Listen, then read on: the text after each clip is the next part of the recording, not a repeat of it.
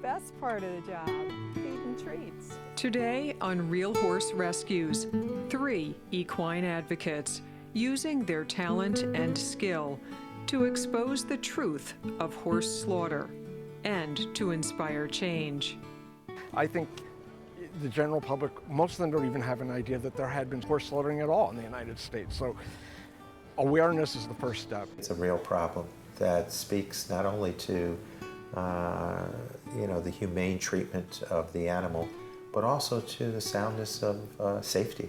What happened to Press Exclusive is not uncommon, and it's very, very sad that a horse who did this much and earned so much money and produced 9 babies would end up being sold for slaughter. It's just unconscionable, and yet it happens every single day. Horses who are celebrated at Saratoga are equally at risk. New York's own Northway is a main thoroughfare to Canadian slaughter plants. It is documented that 150,000 to 180,000 American horses are brutally butchered each year. Tens of thousands are thoroughbreds. Still young and full of life, they ship straight from the racetrack to kill pens. One by one, they are led to a scale and priced for meat before their death. No one cares about their age, their trophies, or where they came from.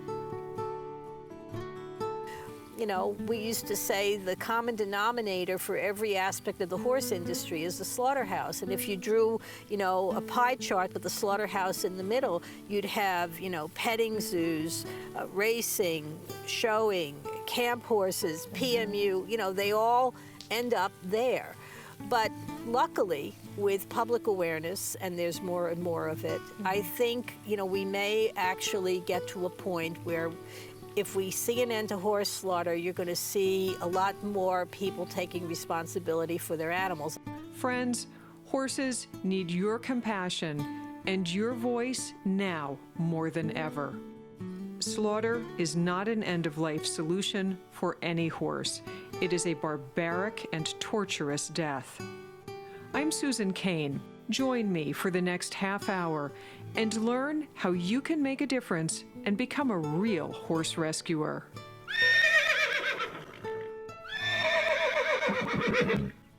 Real Horse Rescues is underwritten by the Unbridled Thoroughbred Foundation and brought to you through the generous support of Andrew Ellsbury, a certified journeyman farrier serving horses throughout the Northeast since 1976. The greatest chance our horses have to be safe and loved is to tell their stories to the public. In 2005, award-winning author and celebrated turf writer Bill Heller published After the Finish Line, the first book of its kind to quantify the massive slaughter of America's horses and reveal the sport of kings' dirty secret. Obviously, it's a taboo subject and had been for a long time. And the important thing now, John Hettinger, and I will tell you a quick funny story about John, is the first time I really interviewed him, I was writing for an old breeding magazine called Spur, S-P-U-R. And of course, if you said you're writing for Spur magazine and it's a breeding issue, you're inviting the wrong opinion of what it actually is. But they asked me to do a story on John Hettinger. And I went down to his farm, his beautiful farm, Aikendale Farm near Poughkeepsie. And I interviewed him and whatever, and he said, I'd like to see the story and read it before it goes in. I said, well, that's not how journalism works. You don't get to read the story. So he said, what are you supposed to do? What am I supposed to do? Just trust you to get it right? And I said, yeah, that's pretty much it. I can read you back your quotes to make sure they're accurate, and despite that, he liked the story. We became, casual friends. But then when I started writing about horse slaughter, to me, this man was a hero, and he differentiated. He would tell friends, close friends he's been close to for his whole life, that we're still friends. But if you're pro-slaughter, you are never going to find somebody who will be a bigger opponent to you than myself. And he embraced that, and he just, he literally financed the book to be done. And then he sent a copy to every member of Congress. And if that had any impact, I can only hope. But, and it's funny because somebody called me up from California, a woman named Dawn Mellon, and she had read the book and she wanted to do something. She's an owner and also in the media. And she wanted to know if it was all right to call her group after the finish line. I said, God, that would be an honor. So she started after the finish line, and it's still going very, very strong in California. And that was the neat part of doing that book. The neat part was finding so many people, like Susan Wagner, Karen Wagner, her sister. So there are all these amazing people, and people even like yourself, and I'm not being patronizing, but it's the truth. You care about the welfare of the horse. And anybody whose living depends on horse racing, it just blows me away that they're not right there with us doing the right thing. Well, many of the racing insiders have been complicit in thousands of thoroughbreds heading to slaughter. Yeah, it's like I said, you know, it's out there, and I had to ask myself, well, what are you going to do about it, Bill? And I said, I got to write about it. I have to write about it. I love horses. I have to write about it. But I still enjoy horses, and I try and take the good with the bad. But to me, we take for granted the miracle that horses are and thoroughbreds. And they do everything we ask of them, and to not take care of them when they're done and discard them like, you know, they're not living, beautiful creatures it's just wrong. You know, we talk about the $1 million plus Travers. There's millions of dollars in purse money doled out just during these 6 weeks. $48 million just went through the Fasig-Tipton yearling sales. Right. Why is it that the money and funding for aftercare, rescue, rehabilitation is not commensurate with the amount of money that's circulating within the industry? Well, probably the thing I'm most proud of my life and my career was I had an idea when I was writing about it. And I had an idea that the opposition to that happening, what you're talking about, was that people didn't want to be told what to do. So I said, well, what happens if it's voluntary? So I called up NYRA, talked to Charlie Hayward. I called up the New York Thoroughbred Breeders, talked to Dennis Breida, called up the Horsemen, talked to Richard Bomsey. And I said, what if it was a voluntary fee? And to my amazement, they said, let's do it. So we did it. I called it the Ferdinand fee to honor Ferdinand. And we gave owners an option for every time they enter a horse in a race, check off a $2 donation. And I think it's raised $140,000 in the last 10 years, which makes me feel very proud. But there are good people out there, and if they're given the option, there's more good people than bad. We hate the bad, but there's a lot of good people that want to do the right thing. Bill, most racetracks in this country have an anti-slaughter policy. It's very little enforced. I get on my Facebook feed all the time the names of trainers, their horses that are in kill pens. Why do you feel the thoroughbred industry is not stepping up even more to proactively address that issue? Well, part of it is the fact that racing isn't united at all to begin with. So it's not like you're talking to major leagues, there's one body. The NBA is one body, the NHL is one body. Horse racing, there's 30 state racing commissions. So the fact that there's no federal control, and if you look at, like, I did a story for the Trainer magazine that I write for about backstretch conditions.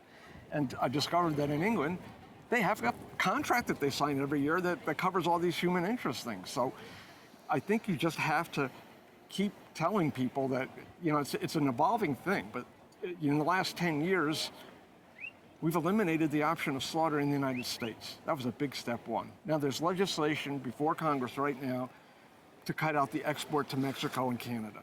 If we get behind that and tell people and call politicians and just tell them what's going on, that gives them the opportunity to do the right thing, and at least we are talking about it now instead of it being never discussed. But progress is slow. But we did end slaughter in the United States. I mean, we did. And in California, 10 years before then, they had a statewide referendum, and it passed, you know, by a large margin to eliminate horse slaughter. So I think there are a lot of people that once they find out will do the right thing. We have to keep bringing it up. Well, one of the things on Real Horse Rescues is we really want to inform the public so that they can demand a change. And I'm going to read from Bill's book, After the Finish Line, on page 48, because even though we have ended the slaughter of horses in the United States for human consumption, our thoroughbreds, just like the ones behind me, are being shipped to Canada and Mexico to be slaughtered. The Farm Bureau and the veterinarians consider slaughter a humane process. I am going to read to you sworn testimony from an employee at a slaughterhouse. This was for a grand jury investigation. I worked in the gut room. When they bring the horses into the knock box, they chain them up by both legs. Before they hang them up to remove the intestines through the butt, sometimes the horses would still be shaking and wiggling. So these horses are alive. Horses are sentient beings and they know what's going on. The horses were still living. To get them into the kill box, you had to shock them. I was up there when he was hitting them with a baseball bat.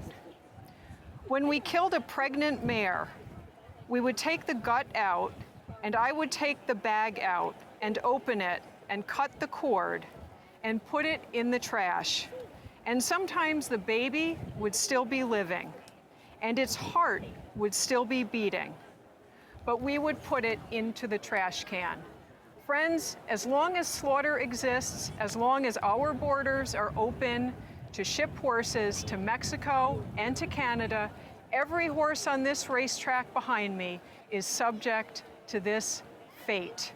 And it is without conscience that anyone listening to me could possibly allow this. This is what goes on.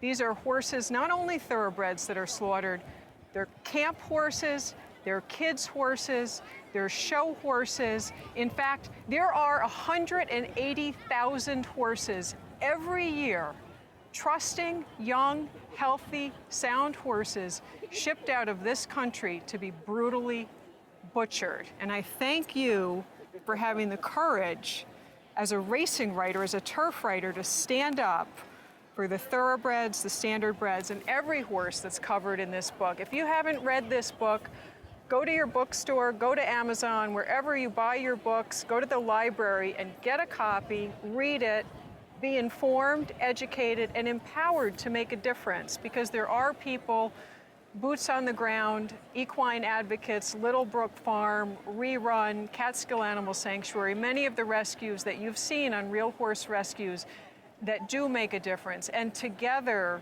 we can make a difference in the lives of horses at the end of the day. So much, much gratitude to you for producing this courageous work. Well, you know, what I did is way overblown. I'm a writer, I wrote a book. The people that idolize and are heroes to me are people like Karen and Susan Wagner, like Joanne Normeel of Cantor, people like that, because they do it 24/7. And you know, so they deserve all the credit because they do it.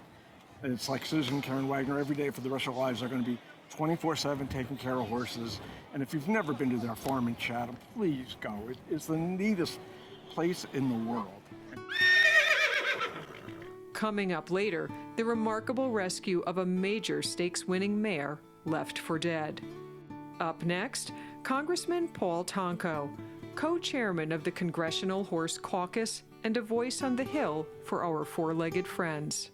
Sadly, most thoroughbreds, when they are retired, are shipped off to slaughter. It is a well-documented fact that approximately 70% of all thoroughbreds end up slaughtered. And I know you have voted in favor of the SAFE Act, not to be confused with the SAFE Act for guns in New York, but the Safe American Food Exports Act to close the borders to our horses crossing. One of the concerns that I have is, with the borders closed, the number of horses that are bred in just the thoroughbred world would give us about 500,000 thoroughbreds living a year, which is an immense population. To maintain them on a very minimal level would be approximately $4,500,000,000. That's at a cost of $9,000 per year per horse. Do you have any thoughts toward how we can maintain a healthy horse economy, healthy horses, with that many horses requiring that much money? Or is there a way we could get ahead of that problem? A couple of thoughts. With the ban, the horse slaughter legislation, I have been involved with that legislation throughout my tenure in Congress. plan to be on the bill again that would ban slaughter in the U.S., deny exporting horses for slaughter, and speak to the public well-being, the public safety. You know, we talked much about medications and doping, the toxicity of that product is an issue of safety, concern for public safety for anyone who would consume that meat. And you know, most people understand you don't breed horses for slaughter. So I've been involved in that legislation. To your point of the growing population, or what could be an immense population, you address it in perhaps a double-edged way with the breeding outcome, the amount of breeding that's done, and you deal with the issue of retirement farms for our equine sport that's out there. It's that equine athlete. You need to work that into the equation somehow. You know, we're assigning a fee in our bill for the overview, for the standardization, for the enforcement and testing and startup, the promulgating the rules and regs. You know, you put together what is a sensible charge to the industry so that there can be fairness. Perhaps we need to look at some sort of balance with these retirement farms and what we're doing with breeding to make certain that there isn't this overpopulation and that we're planning accordingly. You know, there's a very sound need for planning to be utilized in so many situations, and certainly in this ag/sport economic model, there needs to be that sort of reach to planning, so that in fairness, again, in justice to the equine athlete, for the joy they bring, for the sport that they inspire, there's a respect factor required, and we have it within our human capacity to make that work. It just takes that common dialogue, as we're asking for with the legislation on anti-doping. Come to the table, let us talk to the best interest of the equine athlete and make it happen. And the same is true here, because these are interconnected. There's this overlapping that exists, and that should pervade our senses and demand, challenge us to do better than we're doing. Do you have any insights or feeling on the SAFE Act, if that's something that will actually make it come through to Congress? fruition or make it through? It's had tough sledding, and you know, it's unfortunate because I think it's a real problem that speaks not only to you know, the humane treatment of the animal, but also to the soundness of safety, public safety, public health elements that you know, could impact the consumer out there.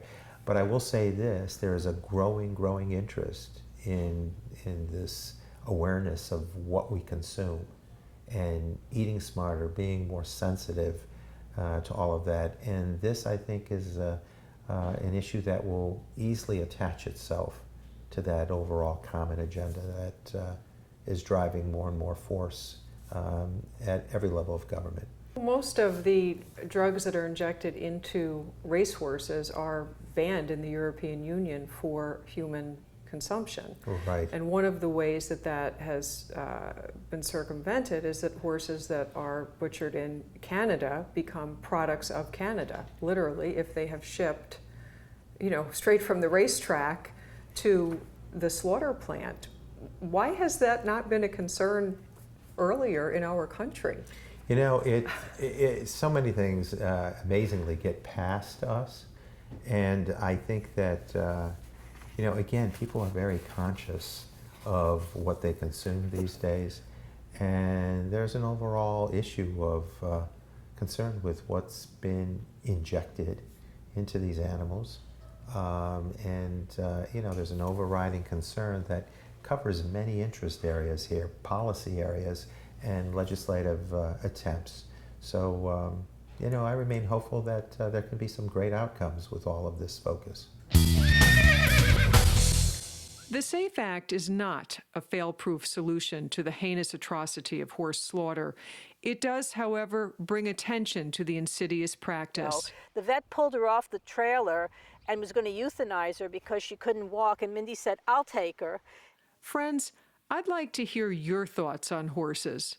Join the conversation on facebook.com/Real Horse Rescues or tweet at RHRTV. In today's Real Horse Rescue story, the miraculous recovery of Press Exclusive. Press Exclusive hails from the Sport of Kings. She won over $436,000 for her connections. When her racing career ended, she served as a broodmare and produced 9 foals. Despite doing everything that had been asked of her and her years of service, not even 8 months after giving birth to her last foal, a filly, she was found traumatized and trampled on a slaughter-bound truck. Well, unfortunately, this is more common than anybody would believe. Her story, despite the fact that she won all this money, despite the fact that she had 9 foals, and despite, as you said, did everything that anybody wanted from her, still ended up being scrapped for slaughter when she outlived her usefulness. And you would think that with all the money that she earned, that's just the money she earned on the track. But think about all the money with the stud fees and the cost of the foals and all that money. You have to figure she must have generated about $1 million. Not one of those people stepped forward to give her a forever home. And that's the tragedy of what happens to performance horses when they can't generate a profit anymore. So Press was really more dead than alive, and the fact that she survived is literally a miracle, because she was pulled off a slaughter truck, she had been stepped on and trampled, she had 4 broken ribs, she had her head stepped on where she couldn't open her eyes, her eyelids actually have slits in them still, and then she was just miraculously rescued by this woman named Mindy Lovell of Transitions Thoroughbreds in Ontario. The vet pulled her off the trailer and was going to euthanize her because she couldn't walk, and Mindy said, "I'll take her." And she slowly brought her back to health, she always knowing that she might have to euthanize her. And then slowly she came back, and we heard her story and offered to give her a forever home because she deserves to be in a sanctuary. Now, not every thoroughbred makes that kind of money. We have thoroughbreds here that aren't even registered. But no horse deserves to go to slaughter. They're the responsibility of the industry that breeds them and puts them on this earth. And so we're hoping that through her story and others, that the public will demand that people take responsibility for the horses that they breed.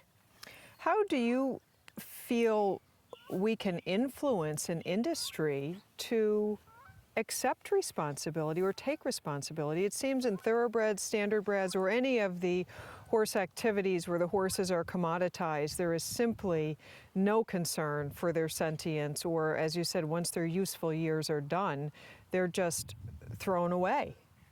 Well, there has to be a whole new mindset, and maybe that's for the next generation that considers these animals part of the family.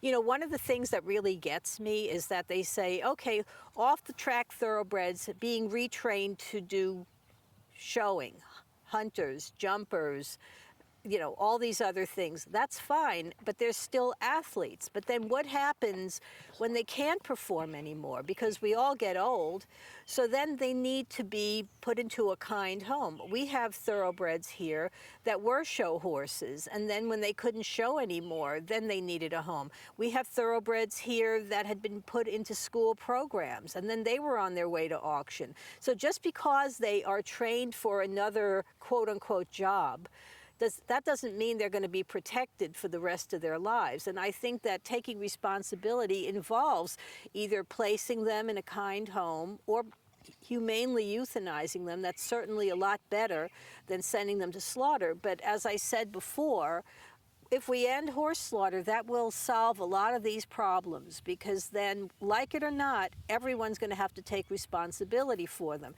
Right now, you have the people who do because they care and they are responsible, and then you have the people who don't because they don't have to.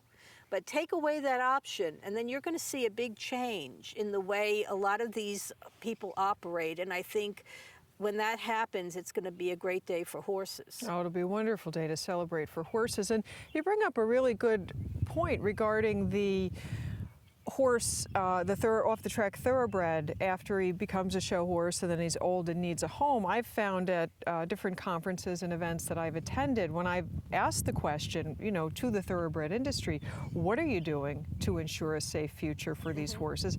Their answer is, well, we support aftercare programs. But in essence, that's not the solution. No, it's not. And then we have thoroughbreds here that were also injured. And the most that they can have is to be pasture sound. And some of them are great horses. We have a 15-year-old horse here named Plato. He came to us with a cracked knee. Now, why should he be thrown away just because he couldn't be retrained to be ridden again? You know, we've got to take responsibility regardless of what happens to these horses. And I think, you know, there's that famous saying from Gandhi that all animal protection organizations use, but it's so true. The greatness of a nation and its moral progress can be judged by the way it treats its animals. If you stop to think about what that means, it couldn't be any more truer today than when he said it, because the way we treat our animals is a reflection on us.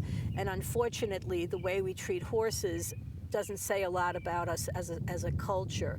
But I have hope that things will get better, but I think we have to end horse slaughter, and I think then we're going to start to see some results. Well, it just seems like such a large wall to scale at times when we see a horse like Press Exclusive, who had so many connections, so many people that must have been in her life, and how pampered and precious she must have been when she was winning races, and that those people didn't care enough to track her throughout her career, even as a broodmare, or call and check up on her. And has anyone, since her story has come out, stepped up from her past to help contribute or, you know, make a difference in her future now that she's here? Well, when she was rescued, there was quite a bit of press about her in Canada, and when she came here, there was more press, and so we actually have people coming just to see her. There was a woman from Canada who came down to see her when we had the summit here. So she definitely has a fan base, but you wonder why any horse would have to go through what she went through. It's just something that shouldn't be acceptable in our society, and I think that the horse industry has a long way to go. When they decide to take responsibility for their horses, that's the day when the public will support them more than they do now. Well said. Well, that's a wrap for this episode of Real Horse Rescues. I'm Susan Kane, and I'll see you next week. In the meantime, reach out to your local equine rescue, sanctuary, or adoption agency and be the change our horses need to see.